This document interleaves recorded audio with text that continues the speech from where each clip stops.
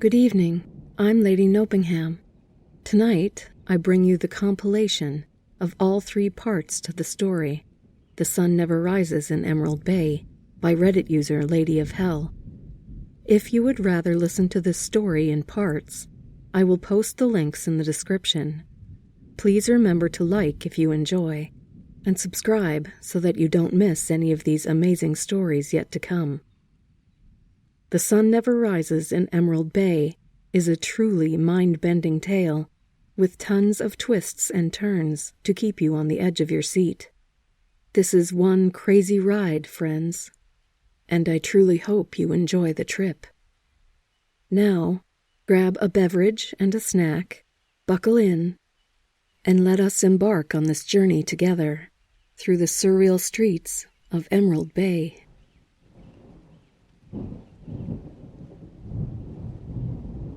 I have to make something clear before we start. This is not my story.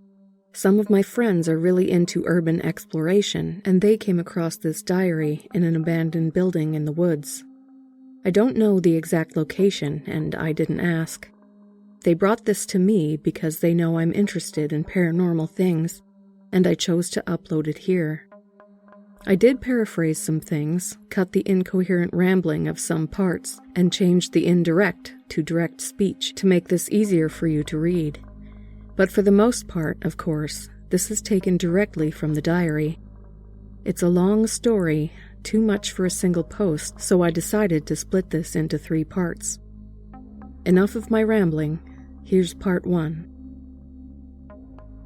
To anyone who reads this, please promise to tell my story.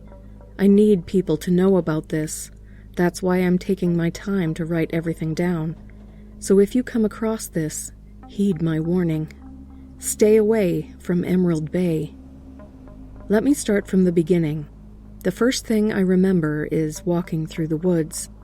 I didn't know how I got there, what woods I was wandering through, or where I was going.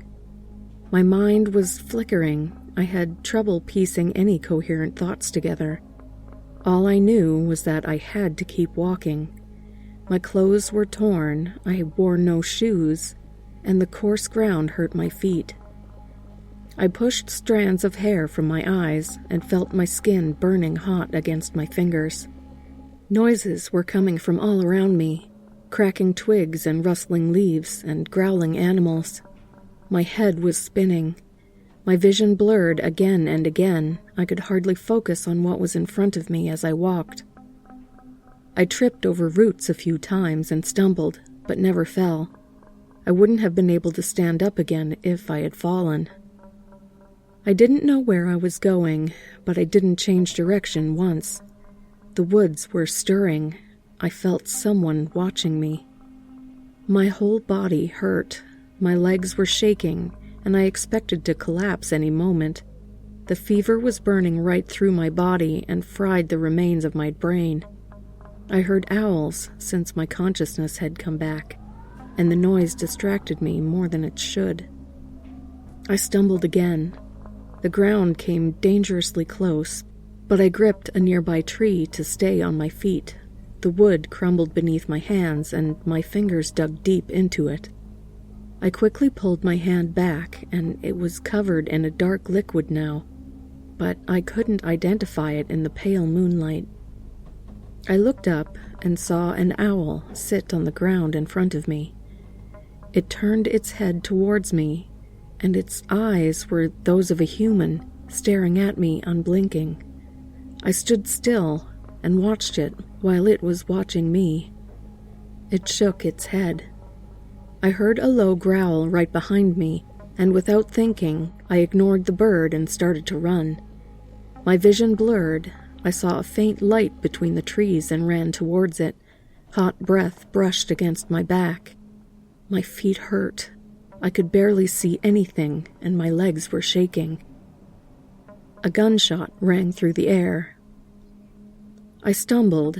This time, I lost my balance and fell. Colorful dots danced in front of my eyes. The owl sat in front of me again. Its human eyes watched me curiously before my world faded to black. When I woke up again, I lay in a bed. I felt better than before. The dizziness was mostly gone, and so was the pain. My skin wasn't burning anymore. I didn't know for how long I'd slept, but I had dreamt a lot. Incoherent nightmares of lightning and fire, the owl with the human eyes, a woman with long blonde hair, and darkness. Cold, merciless darkness. I sat up and realized that I was inside a wooden house. The interior was sparse, consisting only of a bed, a desk, and 2 chairs, as well as a workbench.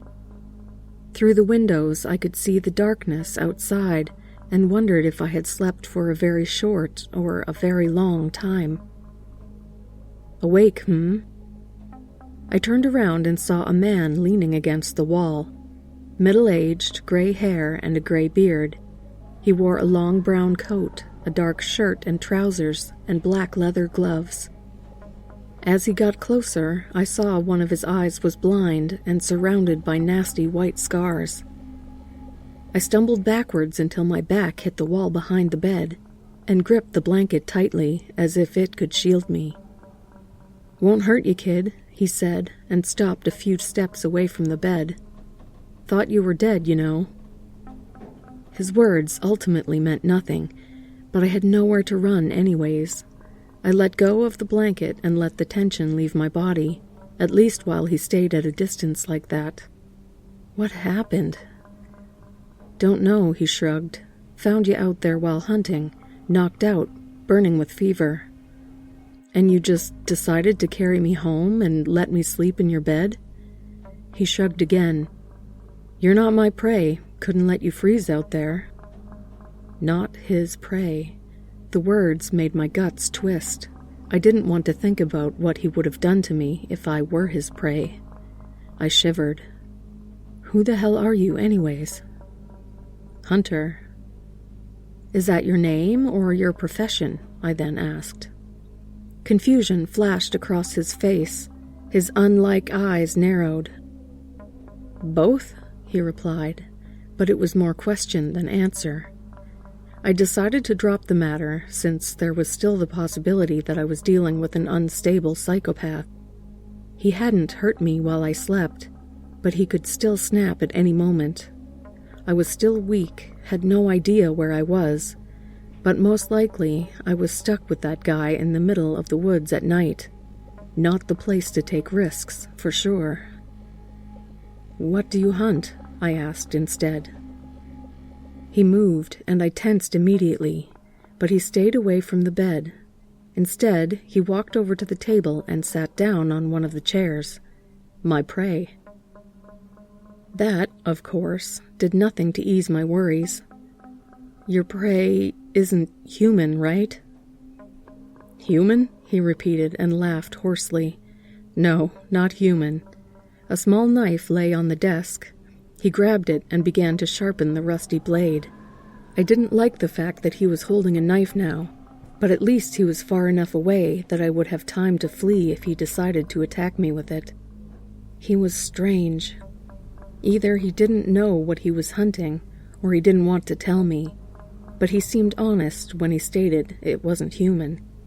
At least I wasn't stuck with a cannibal. "You have a name, kid?" The question felt like a punch to the face. I knew I had a name. Of course I had one.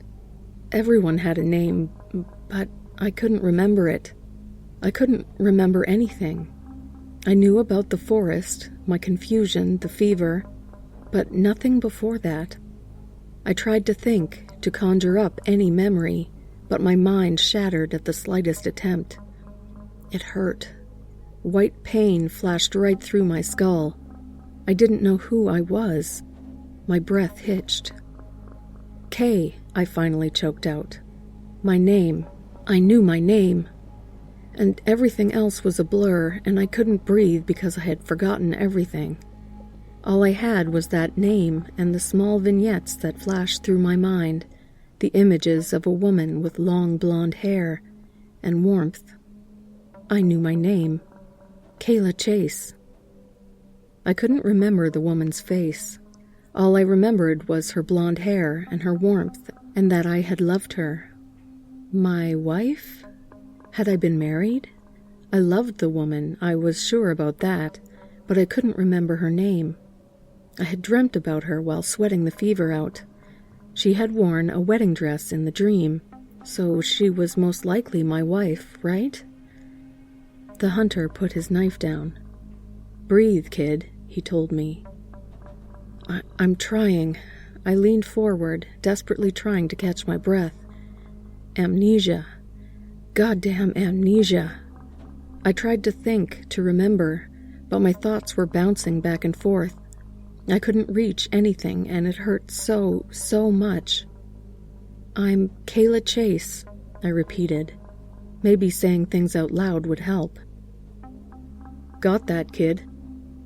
"I'm not talking to you," I snapped, still breathless. Sorry, I need to collect my thoughts." He simply nodded and turned to his knife again. "I'm married," I continued. "There was a car. My wife." The images blurred, but I remembered the sound of a car engine. My wife, still without a face, but smiling. The woods. My wife. She had to be here somewhere. I looked down at my hands and saw the small silver wedding ring with the blue crystal, even though it was no longer on my finger. Lost in the woods, most likely. I knew 3 things. My name was Kayla Chase. I was married, and I had to look for my wife. "Where am I?" I asked the hunter. "My house." I sighed. This wasn't going anywhere. "I mean—" "Listen, kid," he interrupted me. "Don't know. You're in my house in the woods. Can't tell you more." I looked at him. An old man, skinny and sickly pale and dressed in dirty clothes, hunting a prey even he didn't know about. He couldn't tell me anything because he didn't know. Something was so very wrong with this place. Owls had human eyes here. "The thing that followed me, was that your prey?" I asked him. "Don't know." "But you shot it, right?" He shook his head. "Missed." I wasn't afraid of him anymore. I was afraid of the place I was stranded in. Something was off. These woods, this hunter, the prey, the owl, my amnesia. There was something just not right about all of these things. And I was still a little dizzy. Thinking about it was way harder than it should be. "How long have you been hunting it already?" He looked confused again, blinked once, twice, and put the blade back down. "A while," he answered. "Time's weird." Time was certainly a lot of things, but weird was not one of the words that would have come to my mind. Maybe he was insane. It would make so much more sense to think that. 2 people who have lost their mind sitting in a cabin in the woods. The owl had just been a dream of my fever-ridden mind, and so had been the prey. I cursed myself for thinking anything else, but wasn't it understandable, considering my amnesiac mind? I pointed at the window. "How long till sunrise?" "Just told you, kid. Time's weird." I thought of someone else who was way weirder than time, but I didn't say that out loud. There was no reason to argue with him anyways. I had to find my wife and get out of here, wherever I was. Or maybe just get to a phone somewhere and call the police. Either way, finding actual civilization was my main goal for now. Getting the police involved was part 2, and then I'd get my wife. I got out of the bed and brushed dirt and debris from my body. "I need to get to the nearest town," I told the hunter. "Figured as much," he replied. "Shouldn't be too far if you follow the lights." He took the knife once again, spun it in his hand so the blade was between his fingers, and held it in my direction. "You might need this." I took the blade from him. "Thank you for everything." He shrugged and stood up. "Be careful out there, kid." he said, and walked over to his workbench. He took the shotgun that was placed there, and I gripped my newly acquired knife tighter, ready to fight him if he decided to do something stupid. But he held it towards the ground. "Need to get back to my hunt," he explained, and went outside without another word to me. Definitely insane, I decided. At least I had a weapon now. Most likely I wasn't going to need it, ever, but it certainly couldn't hurt to carry it around for a while. I exited the house barely a minute after the hunter had left, but the man was nowhere to be seen. Disappeared into the darkness of the forest, apparently. I turned towards the cabin again to close the door, but it had already fallen shut behind me, and there was no light visible through the windows. I hadn't turned the lights off when I left. A cold shiver ran down my spine. I held onto my knife. I should reach the town and get the police involved as soon as possible. The faint light the hunter had mentioned glowed on the horizon, and I began to walk towards it. Cold wind tugged on my torn clothes and made me shiver again. I heard the owl again, but I didn't turn to look at it. I didn't want to know if it still had human eyes. The town was much nearer than I had expected after seeing the distant lights. It was hard to say for how long I walked, considering I had no watch or phone with me, but I wasn't even exhausted when I arrived at the sign that said, "Welcome to Emerald Bay." Did I know this town? The name certainly didn't trigger any memories. Most houses lay dark in front of me. Streetlights flickered and barely lit the road. The town was deserted and eerily silent. Of course, I didn't know what time it was, but wasn't there always somebody outside? Yet the silence was absolutely deafening. I couldn't even hear cars in the distance or anything. With the knife tightly in my right hand, I stepped onto the road and walked towards the center of the town that was apparently Emerald Bay. There was not a single car on either side of the street, not even parked ones. The houses all looked similar, rectangle, multi-apartment buildings in plain colors. Some windows were lit, but no people could be seen in them. My footsteps echoing from the asphalt was the only sound for several minutes, and I got paranoid, looking behind me every few seconds because I felt watched, like something was following me. But no matter how often I looked, there was nothing to be seen in the darkness behind me. I only needed to find a police station, I thought. As soon as I got there, everything would be fine. They would find out who I am and how I got here. They would get my wife and send us home, and I would recover from the amnesia with her help. It would be okay. Of course it would be. I still had no idea where I was going. For a while, there was nothing but the road and the apartment complexes and the flickering lights. The full moon stood on a cloudless sky, and it hadn't moved an inch since I had started to walk from the hunter's house. The knife felt heavy in my hand. There were no street signs, no road names, no numbers on the houses. I've walked for a while and had yet to see a single car.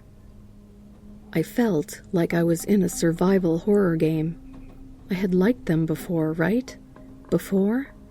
There was a faint memory of me sitting on the living room floor and screaming at stupid jump scares. And someone next to me. My wife. I could hear her laughter as if she was actually with me. There was finally a corner right ahead of me, and I got a bad feeling.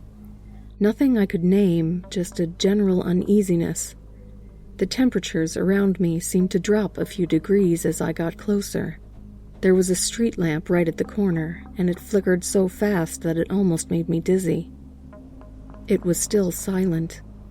I held the knife in front of my body, blade facing away from me. My heart was racing. I didn't want to go. I wanted to turn around and run, yet I had no reason to. There was still nobody around. I reached the street lamp. At first I didn't realize what I was looking at. My mind just couldn't process the sight. I was frozen in place and stared at what lay under the lamp, illuminated by the flickering light.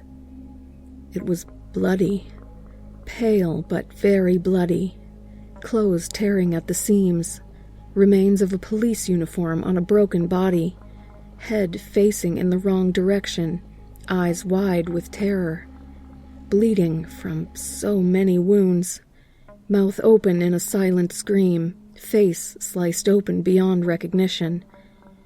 The first human I came across in this godforsaken town was a dead policeman.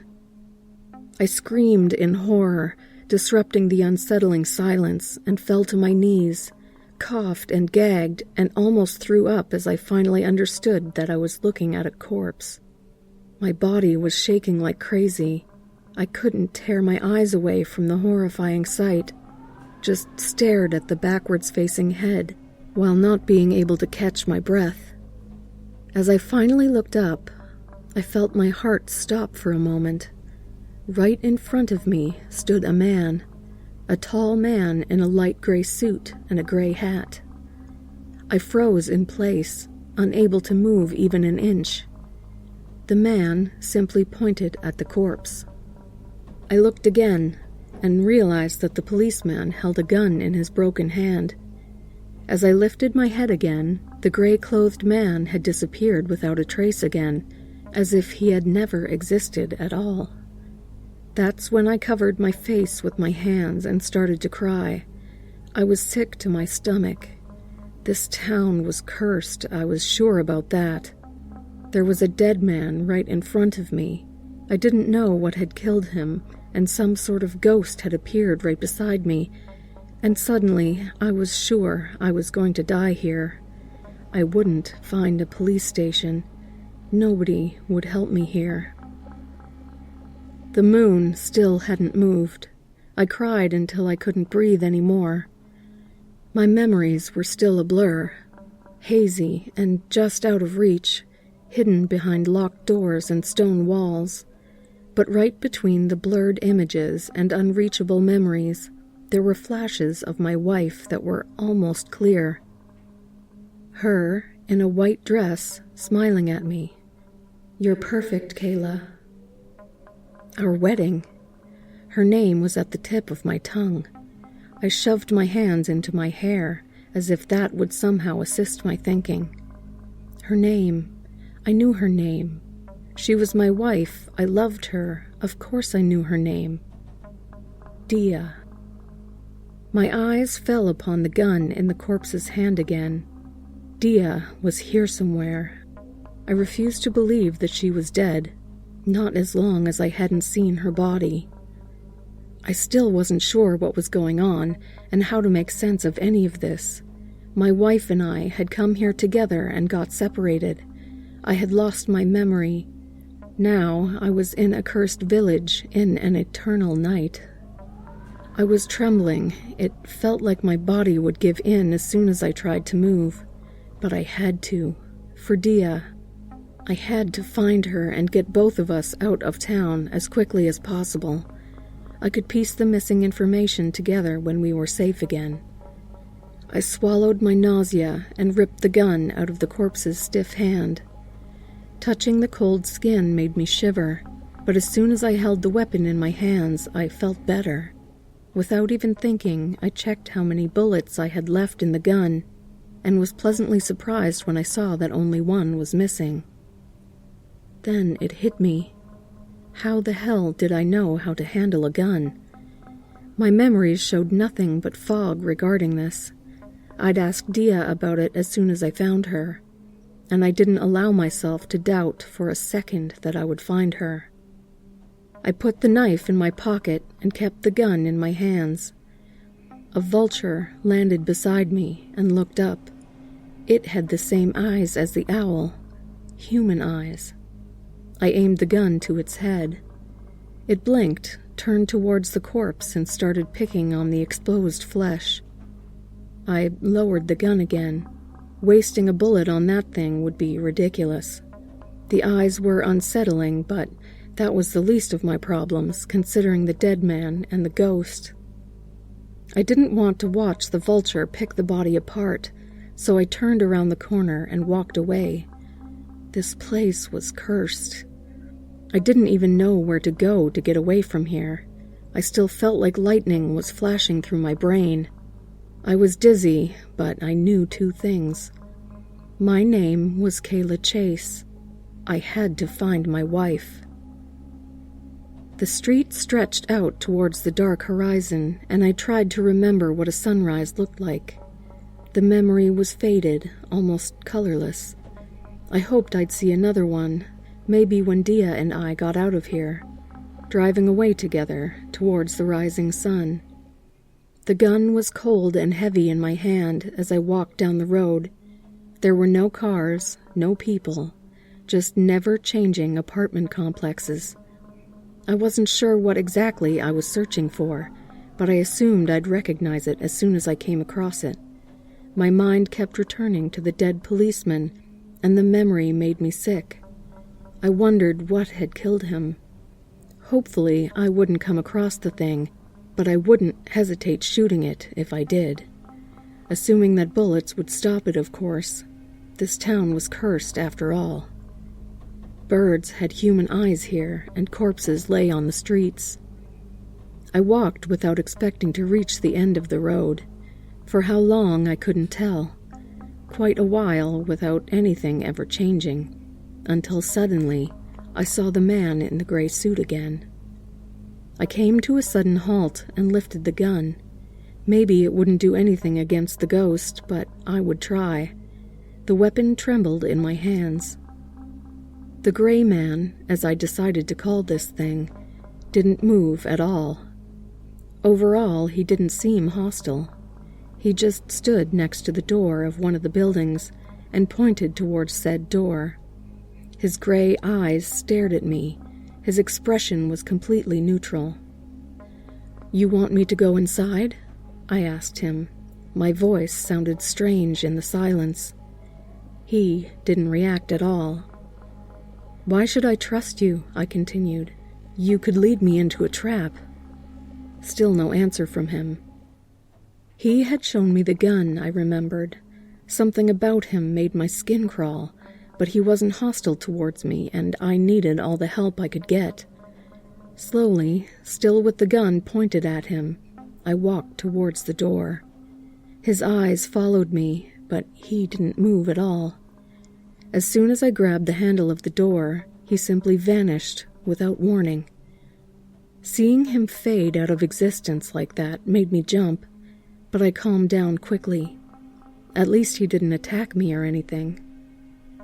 I pushed the door open, and instead of the stairs I'd expected, I entered a decent-looking flat. It was dimly lit and completely devoid of any personality, a little like a hotel room. At first, I checked each of the 3 available rooms for possible threats, gun always in my hand. But as it turned out, the apartment was completely empty. The gray man had led me to a safe place. As I was sure there were no threats in my immediate proximity, I allowed myself to collapse on the sofa. My head hurt. I was confused and desperate. I barely knew who I was stranded in a cursed town. My wife was lost and maybe in danger, and I had absolutely no idea where to go. I tried to remember, tried until my head hurt even more, and nothing came from it. Fragments, that was all I had. Dia's laughter, her wedding dress, the way she had smiled. "You're perfect, Kayla." The car, a faded sunrise. Lightning, fire, cold, merciless darkness. And the woods, when suddenly everything was clear again. I lay flat on the sofa and cried for a life I couldn't remember. At some point I fell asleep, and when I woke again, the light in the kitchen was turned on. I knew I had turned it off when I had left the kitchen after checking it. It took a few seconds until I had recovered from my intense dreams enough to realize what that meant. Again, my nightmares had shown fire and darkness. The pain I had felt was still echoing through my body, even though I was awake now. The only pleasant thing about it had been the images of Dia that were way clearer in my dreams than in my memories. I forced myself to calm down, took a deep breath, and picked up the gun. Something was right there, in the kitchen. Whatever it was, I sure hoped a bullet through the head would kill it. How did I even know how to handle a gun well enough to shoot something in the head? I approached the door slowly, and just for the fraction of a second, I allowed myself to hope that I would find Dia there, that the gray man had led me directly to her. The naive hope was crushed the second I stepped over the threshold. The woman that sat at the kitchen table was definitely not my wife. She was a bit older than me, maybe around 30, white-haired and pale as a corpse. She held a needle in one hand and sewed a white string in a cross pattern right through the skin of her arm.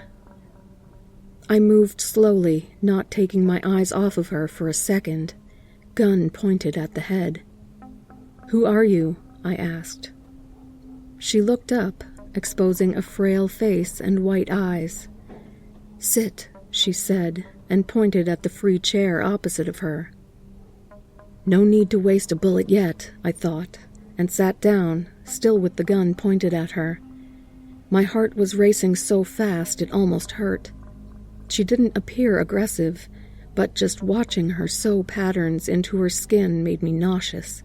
This had to be incredibly painful, for a human at least. I didn't look away for a second, but she moved faster than anyone could react. Before I could realize what was happening, she had reached over the desk and ripped the gun out of my hand, throwing it to the other side of the room. I immediately tried to reach for my knife that I still had in my pocket, but she held both of my hands in an iron grip. I jumped from my chair. It fell backwards and hit the floor with a loud bang. I tried to free my hands, used all my strength to get away, but she didn't budge. "Let me go," I screamed at her. "Get your hands off of me, you psycho."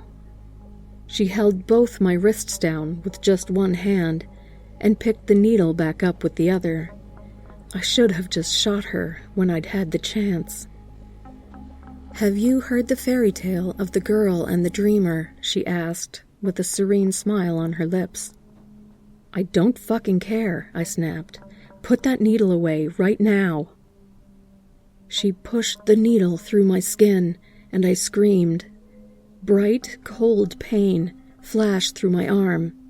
I desperately tried to get free, but the woman was too strong. "Once upon a time, there was a girl who suffered terrible nightmares," she began to tell, absolutely unbothered by my agonized screams. She dreaded every night because she knew she had to return to her horrifying mindscapes. But she had one friend there, someone who stayed by her side and helped her. She called him the Dreamer because he had no name. She began to sew my arms together. The pain made me cry, tears obscured my vision, and I tried to blink them away. She showed no mercy, of course, just continued her cruel work. The thread was thin like a spider's web, but I wasn't able to rip it apart no matter how hard I tried to push my arms apart.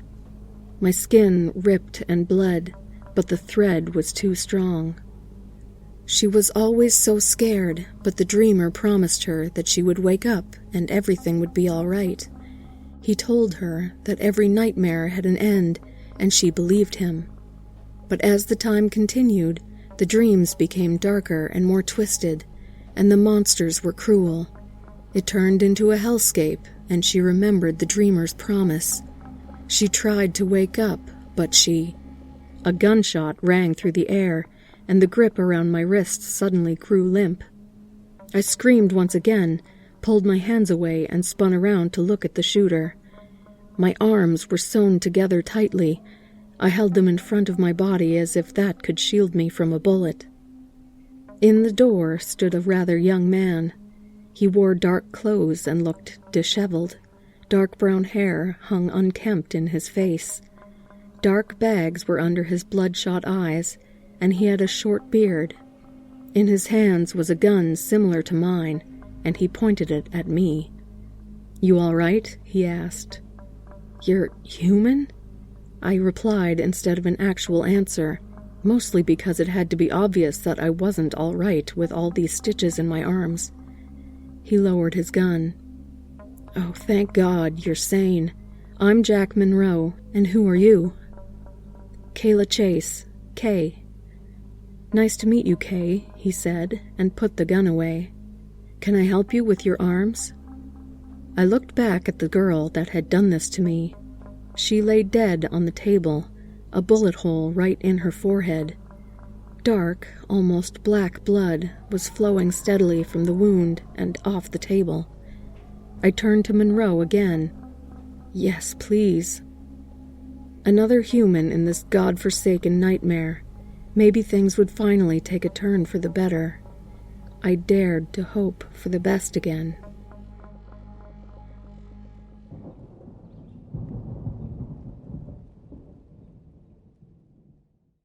"There's a knife in my pocket," I told Monroe.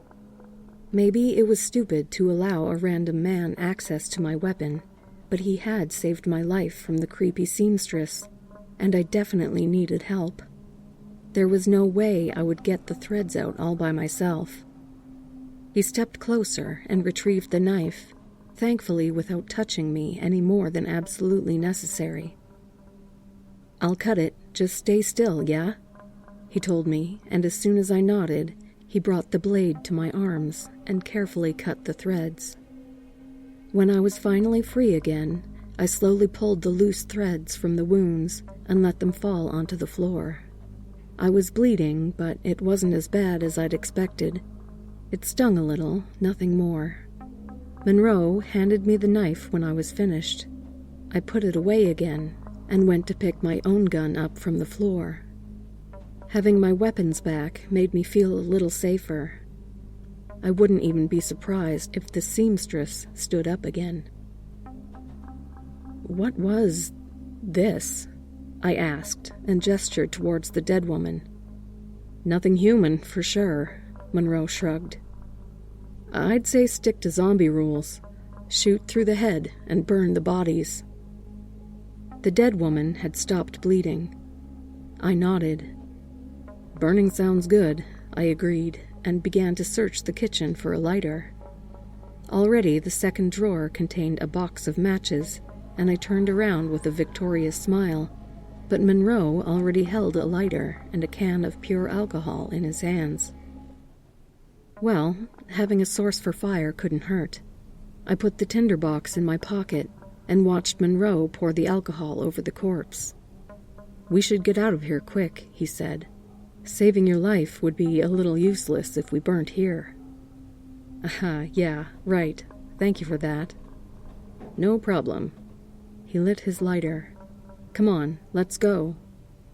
He lit the trail of liquid on the table, and before I even realized, a bright flame traveled towards the body, and it went up in flames. Monroe grabbed my hand and pulled me out of the kitchen while our surroundings caught on fire. We stumbled through the open front door, and we were on the road again. I looked up. The moon still hadn't moved. Monroe grinned at me. "Barely know you for 10 minutes, and we already committed arson. I think that's the beginning of a great friendship, Kay." But I wasn't going to take any chances this time. I grabbed him by his shirt and held the gun to his head. "If you think I trust you," I hissed, "you are very wrong." Hey, calm down."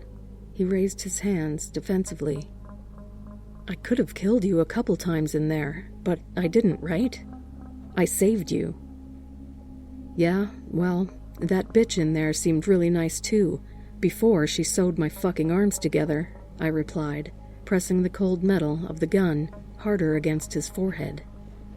"So, I have questions, and if you don't want a bunch of bullets in your brain, you better answer them. Got that?" I wasn't sure if it was clever to threaten a potential ally like that, But in all honesty, I was scared. This town was cursed. My arms had just been sewn together, and I didn't want a similar situation to happen with Monroe. I was grateful that he had saved me, but for all I knew, that man could still be some sort of monster. At the moment, I had the upper hand, and I had to use that as long as I could. "All right," Monroe agreed. "Ask your questions. I just don't know if I can help." "How did you find me in there?" I pointed at the burning building. "I heard you screaming. You sounded human, so I thought I'd check," he answered. "Right in time, I guess." I nodded slowly. Not that absurd of an explanation. "All right. I don't remember anything," I told him honestly. "Just explain this shit here to me, okay? Where are we?" "You lost your memories?" I shoved the gun against his skin again. "Answer the question." "Hey, Kay, calm down. I lost my memories too," he told me, slightly unnerved. "How much do you remember?" "My name." I slowly put the gun down. "I woke up in the forest. Everything before that is blurry. All I know is that I came here with my wife, Dia. I have to find her." Now, wasn't that great? I had thought I finally had a lead, but it turned out to be a dead end. This town was weird, and I really, really despised it. "Similar case with me, except the wife, of course," he replied with a weak smile. "Dia, you say?" "Yeah. Have you seen her? About my age, long blonde hair, really beautiful?" He hesitated for a moment. "No, sorry. You're the first sane person I met around here." It felt horrible to get my hopes crushed over and over again. I was grasping at every little thread, only to have them crumble at the slightest touch. Dia was out of reach. I knew she was somewhere near and still had no idea how to find her. My head hurt again. "We should stick together," Monroe said. "As far as we know, we're the only sane people around here." Except Dia. I refused to believe she had died. She was all right. I would find her. I would take her home. "Except your wife," he agreed. "You know what? We'll find her and get out of here. How does that sound?"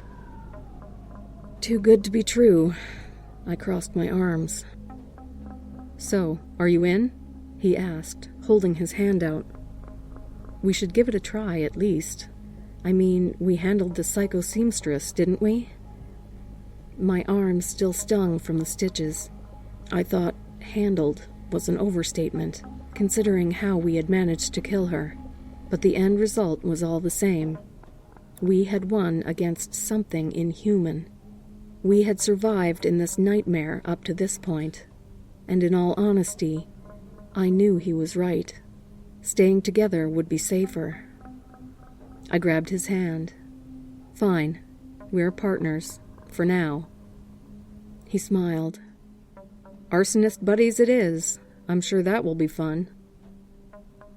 "I wish I had your fucking optimism," I replied sarcastically and rolled my eyes. I looked back to the house we had left and saw the remaining flames glow dimly through the windows. I would definitely need therapy when this was over. "So, any idea where to go?" I asked my new partner. It wasn't like I trusted him. The gun was in my hand, the knife within reach. I wouldn't let my guard down around him any more than necessary. If he truly was on my side, great. I could use an ally. And if he wasn't, well, I wouldn't hesitate this time. "Down the road," he shrugged. "We'll see where that leads us." I rolled my eyes. "Amazing," I muttered, but followed him regardless. I walked down the silent road, and somehow his presence was comforting to me. My distrust aside, he was a living, breathing human. and not being all alone in this cursed place was definitely reassuring. "You think we're the only ones?" I asked him, just to break the deafening silence. We walked side by side. I stayed maybe half a step behind him, so he couldn't attack from behind, just in case. "Well, you're the first person I found here after a while, I guess. Hard to tell how long with that never-ending night." He pointed up to the unmoving moon. "I don't think there's anyone else. Nothing human, at least." I sighed. "I wish I knew how we got here. And why us? I mean..." The sentence was left unfinished because, to be honest, I didn't even know what I meant. Not enough to express it, at least. Why was I here? And why Monroe and Dia? How did the three of us end up here? "I don't care much about the why," he answered, "as long as we get out of this shit show."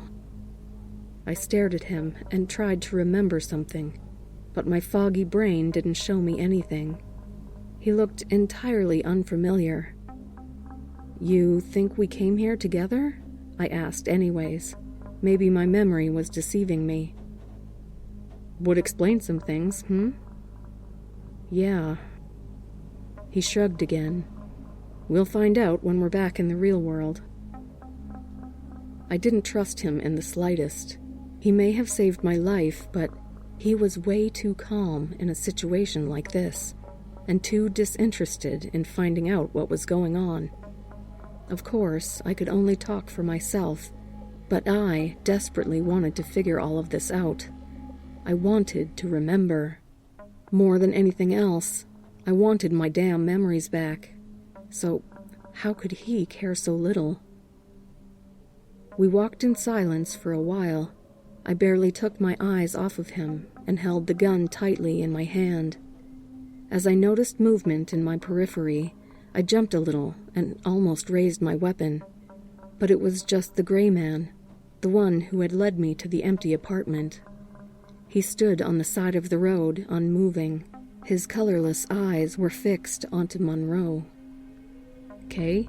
Monroe, who had noticed my little jump, asked. "You all right?" He didn't see the gray man.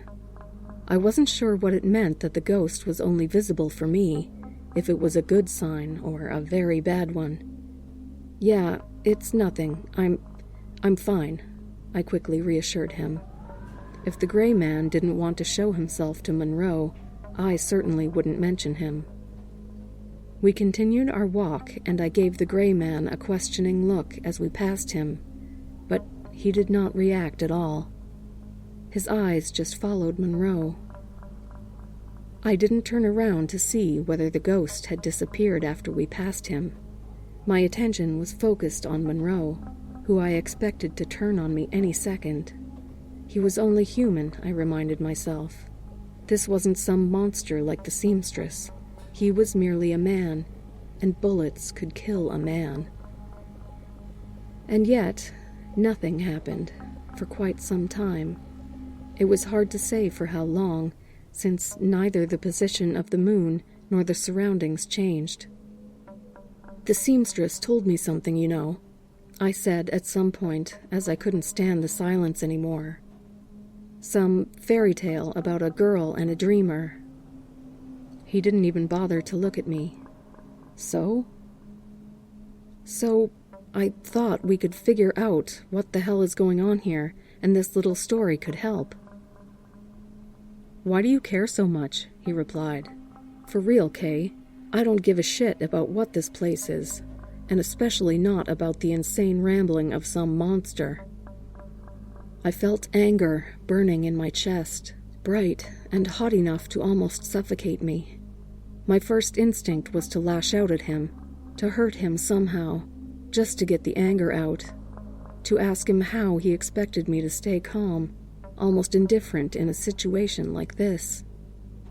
I shoved the thoughts away. "I woke up in a forest," I told him instead, as calmly as I could manage, "without memory and burning with a fever. Excuse me that I want to know how I got into a situation like that." "A forest?" He finally looked at me. "Yes. What's so interesting about that?" He didn't answer right away, and I found myself grow tense under his tired gaze. "Nothing," he then said. "It's just a weird place to wake up." Maybe, just maybe, I was paranoid, but at that point I was sure he was hiding something from me. My mind was racing. I was trying to figure out what to do now.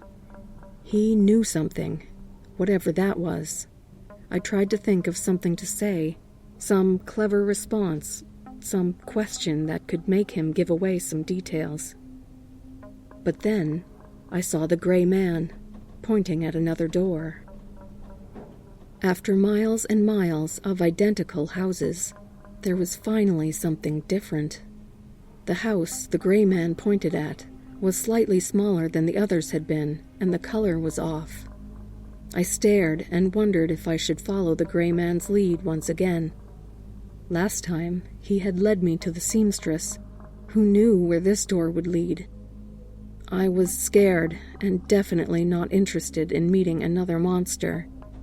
And yet, this was the only clue I got. I wouldn't find Dia by walking down a never-changing road for all eternity. "It's different," I told Monroe, pointing towards the house just like the gray man. "I'll go in. Just wait here, and if I'm not back in, 15 minutes, come and look for me." "All right, be careful in there, Kay," he agreed almost immediately. I actually felt like vomiting at that response. He had absolutely no way to tell how much time would pass. We both knew that. I nodded and turned around, glancing over my shoulder again and again, because I was afraid he would kill me as soon as I turned my back on him. I looked at the gray man, but he did not react. As soon as I pushed the door open, he vanished again.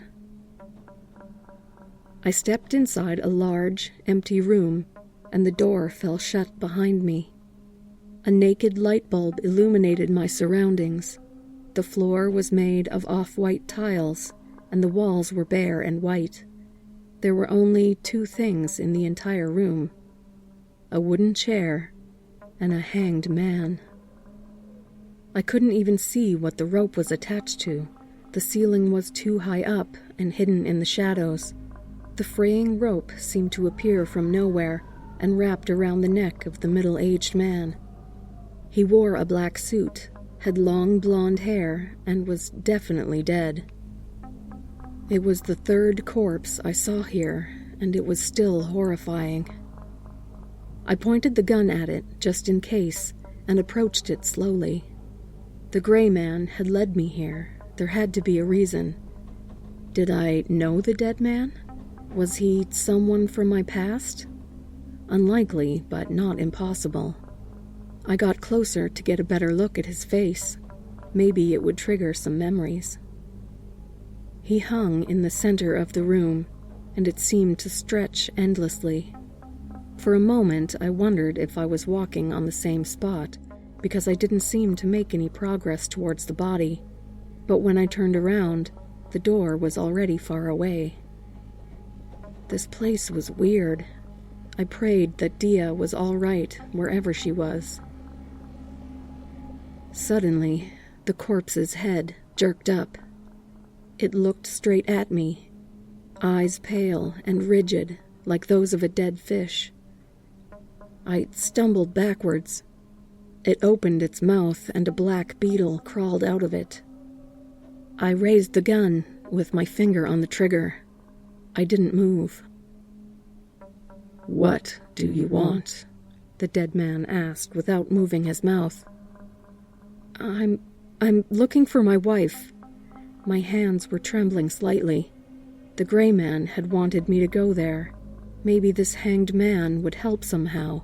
I wasn't sure. I wasn't sure about anything. But Dia was lost, and I was grasping at every straw I could find, even if it meant I had to follow a ghost and talk to corpses. The gray man had shown me the weapon. He had to be on my side. "I don't know your wife," the hanged man answered. More beetles crawled out of the open mouth and scattered all over his body. Of course he didn't. "Do you know the fairy tale of the girl and the dreamer?" I asked instead.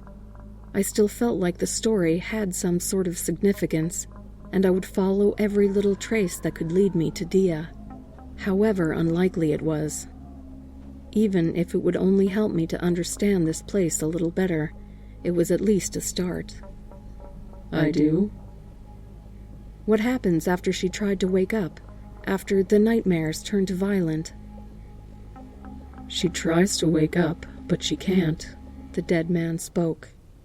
"Her friend, the dreamer, tells her to find the wizard in his castle, behind the woods, for he can help her. So the girl travels through the deep, dark woods, and she barely escapes death.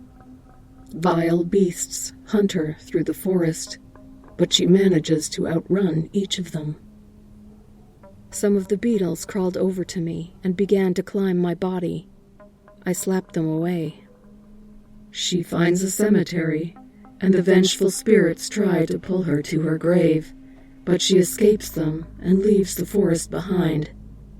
As the castle of the wizard lies in front of her, she hopes for the dreamer's promise to come true. She is sure the nightmare will end." A beetle had reached my face. I slapped it off again. I noticed a movement right behind the hanged man. The gray man had appeared again, face expressionless as always, and he pointed at something behind me. The hanged man had fallen silent. I spun around and faced Monroe, who pointed a gun at me. Everything happened very quick after that. I remember pulling the trigger at least twice, the gunshots echoing from the bare walls, so loud it was deafening, blood splattering everywhere, and a sudden sharp pain right through my skull. The next thing I knew was the cold floor against my skin and an agonizing headache. I felt lightning strike in my brain. Painfully bright light flashed behind my closed eyes. Everything was too hot, too cold, too much. I was hyper-aware of the torn clothes touching my skin, of the cold tiles underneath me. Every fiber of my body screamed in terror as I realized I had been shot. I don't know how long I lay there, trying to piece a coherent thought together. My mind was flashing, breaking, burning. All I could think was that I should be dead already, that a bullet had pierced right through my head, and that it shouldn't take that long for me to die. I opened my eyes, and everything was too bright. The colors burnt my vision, and I wanted to scream, but not a single noise left my mouth, for I couldn't open it. A beetle crawled over my face again. Its tiny legs felt way too heavy. After what felt like seconds and days at the same time, a soothing darkness took over, and I was sure it was over now. I was dead. The shadows eased the pain and swallowed the bright lights in my head. The lightning strikes finally ceased, and I was able to breathe again. Had I held my breath? I couldn't remember. When I opened my eyes, I was alive. I stayed down at first, still dizzy after what had happened, and looked at my surroundings. Monroe, that damn traitor, was gone. A pool of blood on the floor was the only indication he had been there. The hanged man was lifeless now, his head hanging low and his eyes closed. Black beetles were scattered all around me, some climbing around on my body. The gray man was gone. The bullet must have missed, I thought. Yet I slowly raised my hand to my forehead, and it came away bloody. I turned around and found a puddle of blood behind me where my head had lain, as well as a bullet. Jack Monroe had shot me in the head, and I was still alive. I stumbled onto my feet and hastily brushed the insects off my body. I should be dead. By all accounts, I should not be alive, and yet here I stood. A bullet through my brain had left me with nothing but a bloody face and a slight headache. I didn't understand. There was not a single explanation I could come up with. I wanted to go home to my wife. This was insanity. Monroe was gone, and I was worried where he was, afraid he could attack me again at any moment. And yet, what could he do? I had survived a deadly gunshot. Maybe he had no option to kill me, for whatever reason. Was he a ghost too? Could he not interact with a living person like that? Could he not harm them? But if that was the case, why had I bled? I felt sick. The hanged man stayed motionless, and I figured there was no use staying in this room. I desperately wanted to understand what all that meant, but that had to wait. First, I had to find Dia and get out of here. Everything else had to be a problem for another day. I picked the gun up off of the floor, checked if the knife and the tinderbox were still where they were supposed to be, and walked towards the door. The room didn't stretch this time. As I stepped outside, the gray man was waiting for me by the side of the street. No sign of Monroe anywhere. I walked up to the ghost, who did not react at all except for his bland stare that I had already become familiar with. "You're trying to help me, right? You showed me the weapon and the clues. You tried to warn me about Monroe," I said with a weak smile.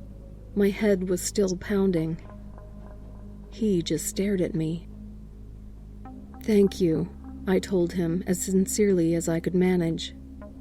He stared. "The fairy tale, it's more than just a story, isn't it? That's why you want me to hear it?" He stared. I sighed. This wasn't going anywhere. "I'll follow it. In which direction is the wizard's castle? I can't remember how to get to the woods." And finally, he lifted his hand and pointed in the direction where the woods were already visible in the distance. I nodded, made the first steps down the road, and turned around again. "Do you know why I didn't die?" I asked. He stared. "Of course," I nodded again. "Still, thank you." He faded out of sight, and I turned away to continue my way down the road. The woods grew closer quickly, and therefore I knew I was on the right way. I had yet to find out how the story of the girl and the dreamer ended, but I was optimistic. Fairy tales had happy endings. The children killed the evil witch and returned to their parents. I was going to find whoever was waiting for me beyond the woods. I was going to find Dia. We would return home. I'd get my memories back, and everything would be all right. I wouldn't ever need to think about this horrific place again. I wouldn't need to think about my death again. Thinking about how I had survived was useless. I'd asked the wizard about it as soon as I met him. For now, I had to focus on getting through the woods. Everything would be fine after that. It had to be. I was going to find Dia. That's what I told myself as the road ended and the trees surrounded me. I would see another sunrise. Everything would be okay.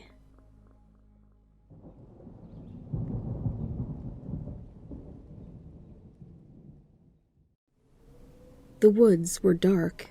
Large trees drowned out the moonlight, and yet it was always bright enough for me to see my surroundings.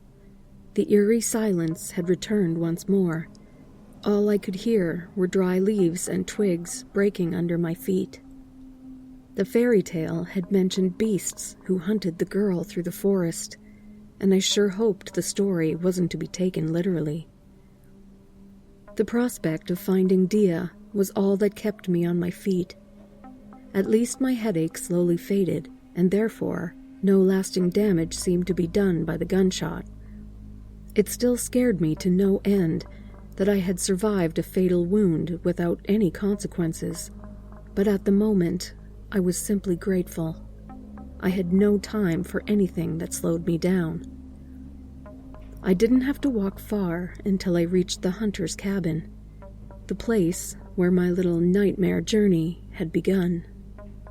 Dim lights were visible through the windows, and I contemplated walking in and visiting him. I approached a window. The formerly warm and welcoming house was cold now. The temperature seemed to drop as I got closer, and I shivered. Through the window, I saw the hunter's body, pale and lifeless, his shotgun on the desk in front of him. His eyes were rigid as he stared straight ahead, unmoving. Dead. I forced myself to blink the tears away. The man who had saved me in the woods, who had given me a place to rest and a weapon to defend myself, had died. I felt nauseous. The lights grew dimmer and dimmer inside the cabin. I wanted to say something, some sort of last words, an apology, a goodbye, but the words were stuck in my throat. I turned around and faced the human-eyed owl again. It sat on the ground in front of me, and we stared at each other for a moment in complete silence. The lights went out behind me. There was nothing left to do here. I had to continue my way towards the wizard, find Dia, and go home. That was all the reason I had left. I ignored the owl and walked deeper into the forest. The shadows grew darker. The freezing wind tugged on my clothes. I held onto my gun like my life depended on it. Part of me expected a monster to emerge from the darkness, to find myself staring into the glowing eyes and being torn apart by sharp teeth and claws. And yet, I couldn't bring myself to fear the dark. It was all too familiar to me to be afraid of it. I remembered how the shadows numbed the pain of the gunshot, how they had been there at the beginning when I had woken up, how they had drowned out the heat, the fire, the lightning. It was a faded, broken memory, shadows devouring the blinding light, replacing the agonizing heat with their cold. There wasn't a lot that I remembered. A car, a faded sunrise, a beautiful wedding ring with a blue crystal, Dia, her wedding dress. You're perfect, Kayla. Fire, lightning, and darkness. The wind should freeze my skin, and yet I welcomed the chill. I walked for a while, always straight ahead, and the owl followed me. For a long time, my surroundings didn't change, but I never slowed down, never changed my direction, just walked on and on until I finally reached something that marked my progress. A car. The remains of a police car in the middle of a dirt road, crashed and burned out, the writing barely visible on the side. I figured it had belonged to the dead policeman I had found in Emerald Bay. At least I was making progress. I paid little attention to the car, just crossed the road and continued on my way. The owl stayed by my side, and contrary to my expectations, no beast ever came for me. It took forever to leave the forest behind, and at the same time, I felt like no time had passed at all. But at some point, the trees disappeared. I stepped onto an open field and found my theory confirmed. The fairy tale was true. In front of me lay a graveyard. I took a deep breath, braced myself for whatever abominations would await me there, and stepped between the graves. The tombstones continued endlessly left and right of me. Each one was black and apparently empty. No name, no dates, no flowers. I lit one of my matches and carried it carefully in front of me, as if it would keep the spirits away. Wet grass brushed my legs. The cries of ravens or crows echoed over the field, yet no bird was to be seen. The heat the small flame radiated clashed with the cool night air, and its light burnt my eyes. I looked around me, gun in my hand, ready to shoot whatever would attack me. But I seemed to be entirely alone. The cemetery was abandoned. Every bird cry in the distance made me jump a little. I quickened my pace until I was almost running. A gust of wind blew the match out, and I jumped as darkness closed in around me again. The full moon illuminated the graves, and it didn't strain my eyes as much as the flame had done, so I didn't light another match. My heart was racing. My fingers trembled, but I didn't slow down. The graves still showed no names, and after countless rows of identical tombstones, I reached the end of the path. A large, fancy grave blocked my way, tombstone made of black marble with a metal cross on top of it. This one had an engraving in faded white letters. Here lies a child, died after birth, unnamed by the parents. The dates were too withered to be read. No flowers lay there, and grass grew high and messy all around the tombstone. This had not been visited in a very long time. The owl landed in front of the tombstone and looked up at me. I looked back. I walked around the grave and realized I had reached the cemetery's end, but in front of me lay no wizard's castle, but a worn-down factory. I took a deep breath. The fairy tale had not been entirely accurate, considering I had encountered neither the beasts nor the spirits. But whether I would find the wizard in a castle or a factory didn't matter to me. For all I cared, he could live in a dumpster. He needed to help me. That was all. The gray man stood next to the entrance. I was on the right way after all. I straightened my back and stepped towards the building. It was gray, except for the red rust, and the large metal door was slightly ajar. The gray man merely looked at me and vanished, so I pushed the door open and walked in. Before me lay a long corridor. Neon lights on the ceiling illuminated everything. I raised my gun and walked, passing metal barrels and a bunch of boxes filled with iron waste. The smell of gasoline filled the air. The lights above me flickered. I looked behind me. No one was there. As I reached the end of the hall, I found myself in front of another door. That's it, I thought. I was sure I would find the wizard beyond this door, and then it would finally be over. I would find Dia. We would go home. If my role was indeed the one of the girl in the fairy tale, I would wake up from this cruel nightmare. My happy end was waiting. I opened the door. The room was small and covered in dirt. Cobwebs hung from the ceiling and covered the machinery. Mold grew on the walls, and debris was littered all over the floor. The air was hot and humid and stuck in my throat. The stench of decay almost made me sick. And in the middle of it all was a dead body. A man in a gray suit, already half decayed, leaned against the wall between cobwebs and mold. The sockets of his eyes were hollow. Rotting skin stretched tightly around his skull, and his clothes were falling apart. But I recognized him nonetheless. The gray man. No, I muttered. I had done everything right. I had listened to the fairy tale, walked through the woods, crossed the cemetery, found the factory. He was supposed to be my wizard. He should help me to wake from this nightmare. to return to my world, to get my happy ending. But he was dead. For a very long time, he was already dead. "No," I repeated.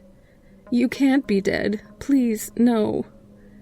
I fell to my knees, sobbing. "You were supposed to help me. What should I do now?" The ghost of the gray man appeared next to his own corpse, staring at me. "Why did you even lead me here, asshole?" I screamed at him. "Just to crush my hopes again?" He stared. Dia was out of reach. I had no idea how to leave this place. My last hope was dead, existing only as a mute ghost. I felt lost, hopeless, and utterly defeated. The gray man had helped me, and yet it had all been for nothing. The body in front of me was dead. He couldn't help me. Everything was lost. The ghost raised his arm to point behind me. My will to live not yet lost, I stumbled to my feet and spun around, only to be faced with the cool metal of a gun against my forehead and Monroe's tired eyes staring at me. He looked worse than before. His clothes were covered in blood. He was pale and his eyes were burning with fever. I felt the heat of his body even across the distance between us. His hands trembled slightly, and his breath was shallow. "I knew it," he hissed. "What?" "She chose you." He pressed the gun harder against my skull. "She abandoned me because she chose you. But this is my role, Kayla. You won't take this away from me. I will kill you, and I will prove to her that I'm the right choice." "Kill me?" I repeated. "You tried that last time, Monroe. You know the definition of insanity? Doing the same shit over and over again and expecting a different result." Anger was boiling inside me at this point. Born from all of the confusion, the fear, and the hopelessness. I wanted to hurt him, whether through my words or with my fists. "I remember," he gritted his teeth. "I shot you through the head, and here you are, still standing. She gave you her gift, you little bitch, and she took it from me. I barely healed from your bullets. She abandoned me, and that's all your damn fault." He screamed the last words at me, face distorted into a grimace of fury. "Who are you talking about?" I shouted back. "Who am I talking about? You even had the audacity to call her your fucking wife." I clenched my hands into fists, fingernails digging deep into my skin. "Don't you bring my wife into this," I hissed. "She's not your wife." His eyes were burning. Then everything happened very fast. I realized he was about to pull the trigger, so I jerked my hand up and punched his arm as hard as possible. A shot rang through the air, but it missed my body, and I used the momentary distraction to punch Monroe in the face and run past him. There was no time to think about his mad rambling as I ran down the hallway. I had a plan. Footsteps echoed behind me, and I began to run left to right and back again to dodge the bullets. My own gun was still in my hand. I heard bullets hit the wall. A sudden, sharp pain flashed through my shoulder, and I screamed, but kept running. He had hit me. The pain was dull, pulsating in my shoulder and my entire arm. Blood was flowing steadily from the wound. Breathing was difficult. I felt dizzy, but I didn't slow down. The lights still flickered. Gunshot after gunshot echoed from the walls. Monroe screamed at me to stop. but I barely heard him. Once I reached the end of the hallway, I turned around, raised the gun, and shot. 3 bullets missed. 1 hit his stomach. 1 went straight through his head. He fell to the floor, and I wasted no time. Next to me was a barrel full of gasoline, or at least something similar. My arm hurt like hell, but I forced myself to ignore it as I used my full body weight to tip it over and empty the liquid onto the floor. It sparkled in rainbow colors in the neon lights. Trembling fingers retrieved the tinderbox from my pocket. I was panting. My vision was cloudy. I was barely able to light the match. Monroe made a pained sound that sounded almost like no. I threw the match into the liquid and took a step back as I watched the floor and Jack Monroe's body go up in flames. Burning heat hit my cool skin. The pain in my shoulder was mind-numbing. Monroe was dead, once and for all. "Zombie rules, asshole," I spat at his burning body.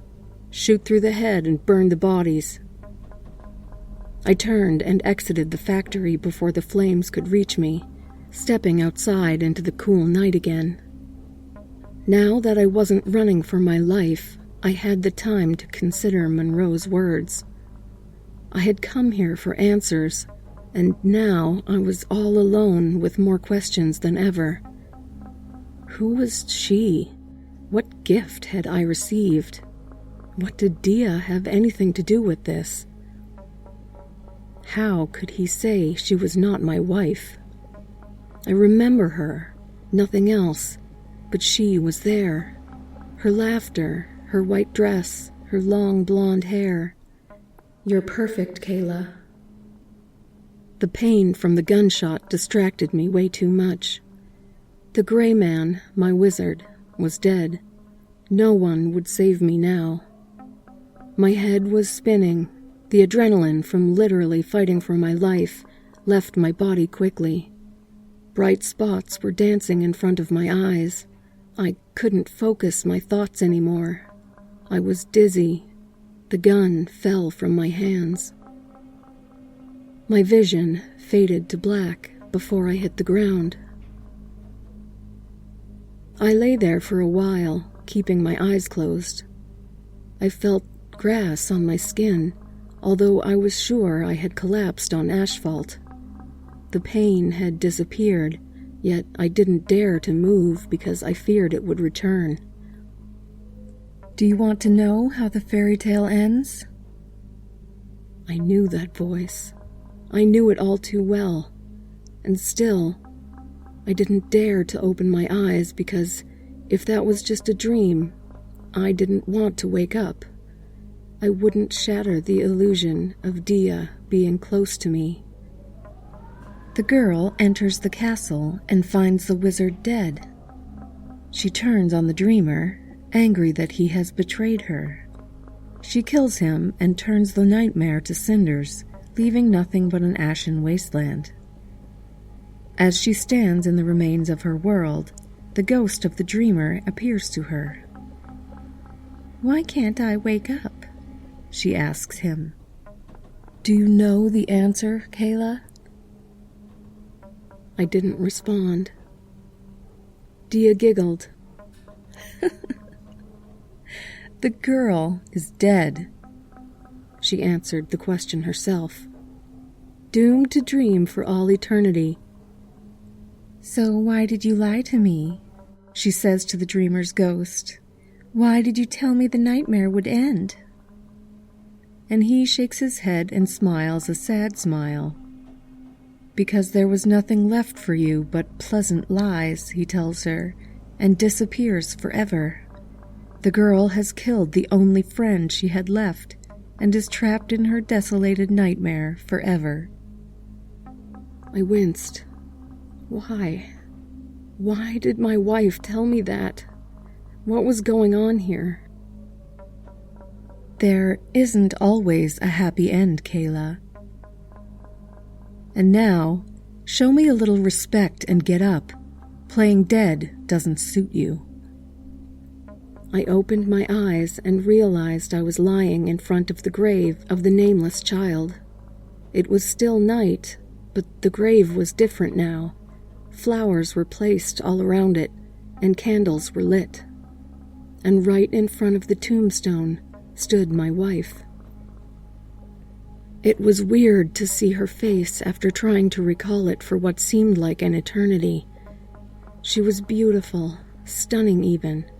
Bright blue eyes, face like an angel, long blonde hair falling down to her waist. She wore a long white dress. "Dia," I whispered. "Oh, so you remember our conversation. How unexpected." What are you talking about?" "Our little meeting after you arrived," she explained patiently. "I don't understand." Instinctively, I reached for the knife in my pocket, but it wasn't there. I had no weapon. "You're my wife. We came here together." "Wife? Oh dear, you don't remember anything." "Explain it then," I demanded. The whole situation was off, almost unreal, but vaguely familiar, like an old memory just out of reach. What is this place? Where am I? "Well, if you want me to." She leaned casually against the tombstone. "This is my grave, Kayla. My body is buried here." I looked at the woman who I had called my wife mere minutes ago. The woman I had wanted to find so desperately, who had been my sole motivation for going further and further in this hellscape. But she shut me up with a simple gesture. "Now, as you might realize, I don't quite agree with the being dead thing, since I can still exist in dreams. Which is, to be honest, not enough. I want to return to the real world, Kayla, but I need a body. A compatible one, to be exact." "What the hell are you talking about?" I screamed at her. Nothing of that made sense. Dia was my wife. I remembered her. "About the people you met, all of them seemed so promising, and yet they didn't fit." "Monroe?" I didn't finish the question. "He was almost perfect," she sighed. "The others were nothing. Reduced to insanity in such a short amount of time. He handled it well, but the madness took over after all." My mind tried to comprehend the words, but failed. I felt dizzy again and leaned onto a nearby gravestone for support. "Stop speaking in riddles." "I'm not. You are just a little slow." This was my wife, I thought, and yet she was a perfect stranger at the same time. My memories were confusing. I felt like my head was about to explode. The seamstress and the hanged man and Monroe, they were not compatible with you? "See, not so hard when you use your brain a little." She flashed a condescending smile. "Poor Jack took it a little personally, I think. He became obsessed with me. Tried so hard to be perfect, so maybe he could fulfill the role he so desperately craved." "What about the ghost, the gray man?" She waved her hand dismissively. "Merely an echo of another failure. He's no different from the others." "Why did he help me then?" Exasperated, I threw my hands in the air. "Because he hates me. Contrary to Monroe, he never wanted to become my vessel. Maybe he thought he could actually save you." Poor, confused man. This is ridiculous, I snapped. So, you're not my wife? Why do I remember you then? What happened? Why am I here? I survived a bullet through the head, goddammit. I can't remember anything, and I want answers right now. For what felt like hours, she simply looked at me, the hint of a smile on her lips. You still don't realize, she then said. Are you hungry, Kayla? Thirsty? I blinked. What had that to do with anything? No, I'm not, I answered. You don't need to eat or drink. A bullet doesn't kill you. You really can't figure it out by yourself? She raised an eyebrow. As I didn't answer, her lips twisted into a smirk. You're dead, Kayla. The terror that gripped me in that moment was indescribable. I felt my whole body go numb. My skin ran cold as I clutched onto the gravestone. That wasn't true. It couldn't be. I was standing there. I was alive. There was no way that could be true. I shook my head again and again and again, as if I could simply shake the thought away. And suddenly, memories flooded my racing mind as all the pieces of the puzzle fell into place. I had been in the car, the police car. My partner had sat in the driver's seat, proudly showing me his wedding ring, a silver one with a blue crystal inside. We had been driving towards a town called Emerald Bay, as apparently some campers had gone missing there. The sun had just set as we entered the woods, when all of a sudden a person had appeared on the road right in front of us. The car had spiraled out of control and crashed against a tree. It had caught on fire immediately. I had tried to get out, but the door wouldn't budge, and I had felt the fire burning the skin off of my bones. I had screamed until I had finally fallen unconscious. I had died at that point. And then I had woken up again in this exact place, with Dia in front of me. She had asked me if I wanted to live, and of course I had agreed immediately. You're perfect, Kayla, she had said with a smile, and then shadows had taken over my body, and I had woken up in the woods, my body burnt, and my mind delirious from fever. The crashed car in the woods had been mine. The dead policeman had been my partner. I was dead. Do you remember now? Dia asked. My body was shaking. I nodded, trying to breathe, and realized at the same time that it didn't matter. I didn't need oxygen anymore. I was a walking corpse.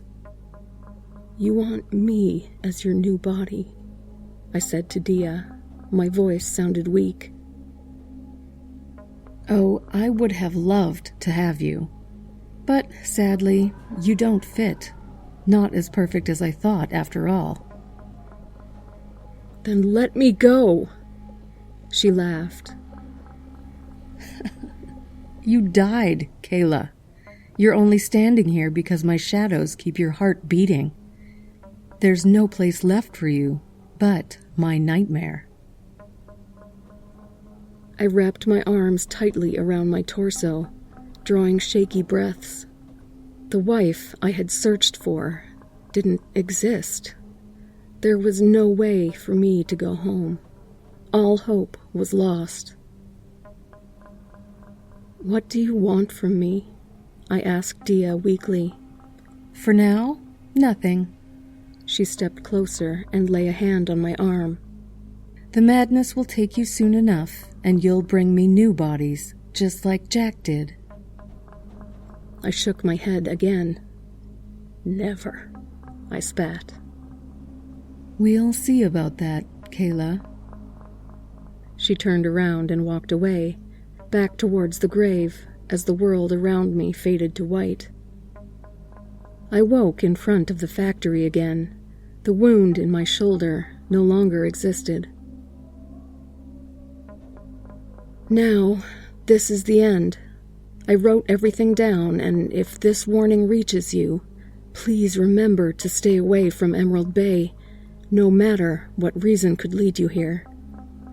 I still don't understand everything, but most of it is clear now. Monroe had just saved me to sacrifice me to his beloved Dia himself. The Gray Man had saved me to spite Dia, and everybody else had just succumbed to insanity. This place is her dream, and yet somehow it's also real. I'm afraid of what she might be capable of if she ever finds a suitable body. The moon stands unmoving on the black sky. Everything I have thought to remember is a lie. I have no wife. I am not alive. All I have done since I woke up in the forest has been for nothing. I won't end up like the others. I won't kill innocent people and help Dia's mad goal.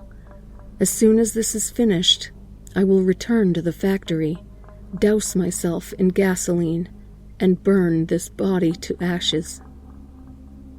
I'm hyper-aware of the shadows inside me, constricting around my heart to keep it beating. I don't remember anything before the car crash. To anyone I might leave behind, I'm sorry and goodbye. My story is over. No last sunrise for me to see. I hope this reaches the real world, however impossible that might be. Stay away from Emerald Bay. Only death waits here. Kayla Chase. This is where the diary ends. Dismissing this as a made-up story would be easy, I know, but I guess I should mention that my friends returned to the place where they found the diary. They've read it too and decided against all warnings to search for Emerald Bay. According to them, they had made it into the woods where the hunter's cabin was supposed to be when they had encountered a person with charred skin.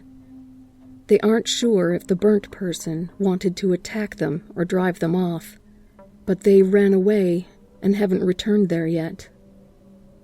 They got separated, though, and one hasn't come back yet.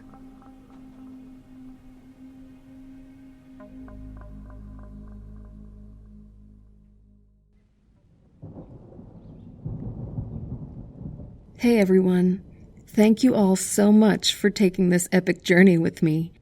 I hope you enjoyed this amazing story by Lady of Hell.